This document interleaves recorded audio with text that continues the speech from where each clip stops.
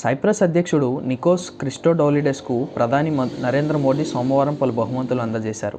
చేతితో తయారు చేసిన కాశ్మీర్ సిల్క్ కార్పెట్తో పాటు ఆంధ్రప్రదేశ్ కళాకారులు రూపొందించిన వెండి పర్సును బహుకరించారు. ప్రధాని మోదీ విదేశాలకు వెళ్ళినప్పుడు అక్కడి నేతలకు భారతీయ సంప్రదాయాలు, సంస్కృతిని చాటి చెప్పే బహుమతులు ఇవ్వడం ఆనవాయితీగా వస్తోంది. సైప్రస్ అధ్యక్షుడికి ఇచ్చిన కాశ్మీర్ సిల్క్ కార్పెట్కు ఎన్నో విశిష్టతలు ఉన్నాయని కేంద్ర ప్రభుత్వ అధికారులు తెలిపారు. కాశ్మీర్ లోయలోని కళాకారులు శతాబ్దాల నాటి కుట్టు నైపుణ్యాలను ఉపయోగించి దీన్ని తయారు చేశారని చెప్పారు. అసలు సిసలైన మల్బరీ పట్టు, సహజ సిద్ధమైన రంగులు వాడినట్లు పేర్కొన్నారు. ఇక వెండి క్లచ్ పర్స్ కూడా విలువైందేనని అన్నారు. సంప్రదాయ లోహపు పనితనం, ఆధునిక రీతులను వేలవించి దీన్ని రూపొందించినట్లు వెల్లడించారు. పర్సుపై ఉన్న పూల డిజైన్లు ఎంతగానో ఆకట్టుకుంటాయని తెలిపారు. ఆంధ్రప్రదేశ్ కళాకారుల నైపుణ్యానికి ఇదొక నిదర్శనమని స్పష్టం చేశారు.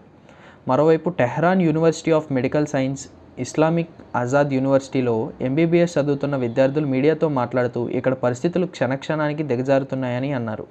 శుక్రవారం తెల్లవారుజామున 3:20 ప్రాంతంలో తమకు భారీ పేలుడు శబ్దం వినిపించిందని, తాము కిటికీల నుండి బయటకు చూడగా నల్లటి పొగ ఆవరించి ఉందన్నారు. ఆ తర్వాత మరిన్ని పేలుళ్ల శబ్దాలు వినిపించాయని అన్నారు.